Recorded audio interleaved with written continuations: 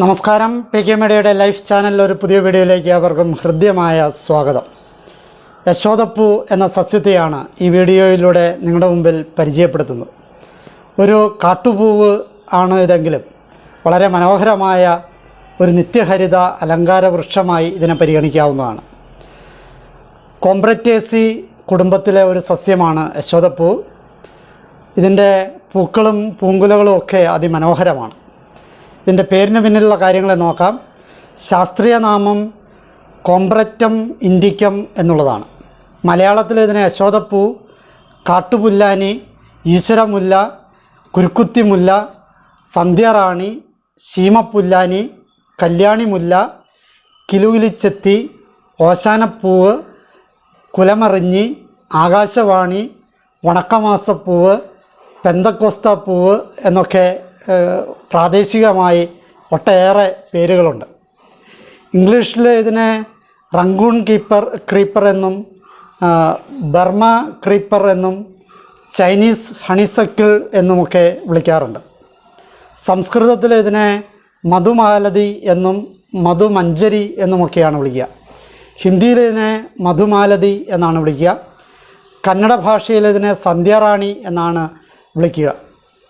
തെലുങ്ക് ഭാഷയിൽ ഇതിനെ ഇരങ്കുൻമല്ലി എന്നാണ് പറയുക. കാണപ്പെടുന്ന സ്ഥലങ്ങളെ നോക്കാം. ഏഷ്യയാണ് യശോദപ്പൂക്കളുടെ ജന്മദേശമായി കണക്കാക്കപ്പെട്ടിട്ടുള്ളത്.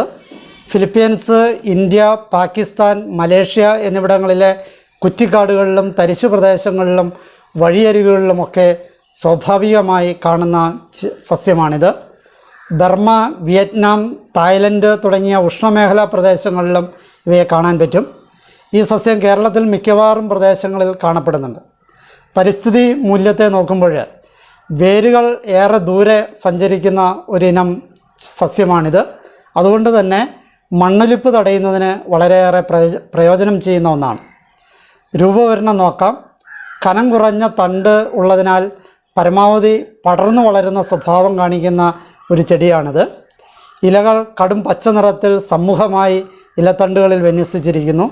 ഇതിൻ്റെ പൂക്കൾ കുലകളായിട്ടാണ് ഉണ്ടാകുന്നത്.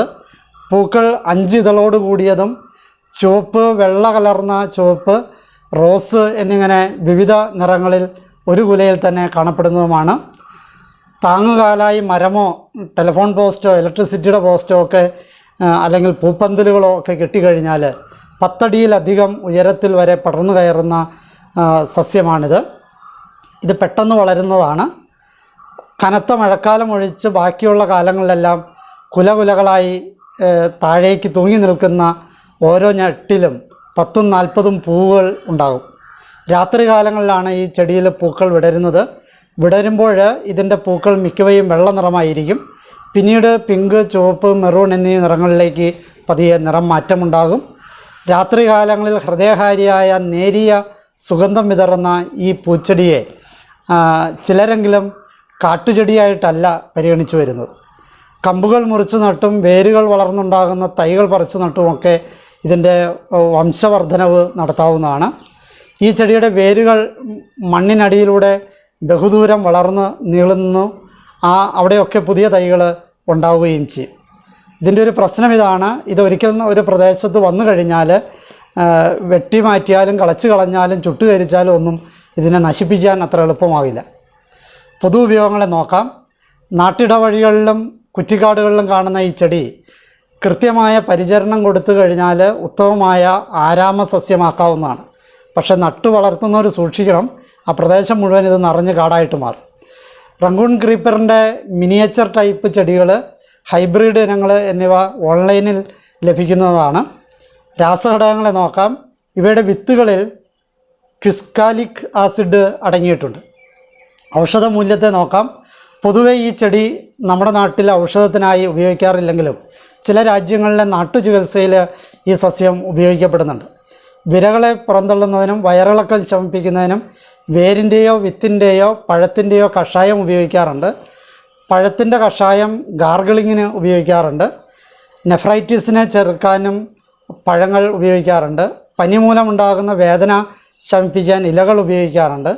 വാദത്തിൻ്റെ ചികിത്സയ്ക്ക് വേരുകൾ ഉപയോഗിക്കാറുണ്ട്. തലവേദനയ്ക്ക് ഇതിൻ്റെ പൂക്കൾ ഉപയോഗിക്കാറുണ്ട്. പനി, ചുമ, തൊണ്ടവേദന, തുടങ്ങിയ അസുഖങ്ങൾക്ക് ഒരു മരുന്നെന്ന നിലയിൽ ചൈനക്കാർ ഇത് ഉപയോഗിക്കാറുണ്ട്. അങ്ങനെ ഇത് ഉപയോഗിക്കുന്നതിൻ്റെ പശ്ചാത്തലത്തിൽ കൊറോണ വന്നപ്പോൾ കൊറോണ വൈറസിനെതിരെ മരുന്ന് നിർമ്മിക്കാൻ ഇതുകൊണ്ട് സാധിക്കുമെന്ന് വാർത്തകളൊക്കെ പരന്നിരുന്നു. എന്നാൽ അത്തരം ഒറ്റമൂലികൾക്കെതിരെ മുന്നറിയിപ്പുമായി ചൈനയിലെ കമ്മ്യൂണിസ്റ്റ് പാർട്ടിയുടെ മുഖപത്രം രംഗത്തെത്തുകയുണ്ടായി. കലയും സാഹിത്യവുമായിട്ട് ബന്ധപ്പെട്ട കാര്യങ്ങളെ നോക്കാം.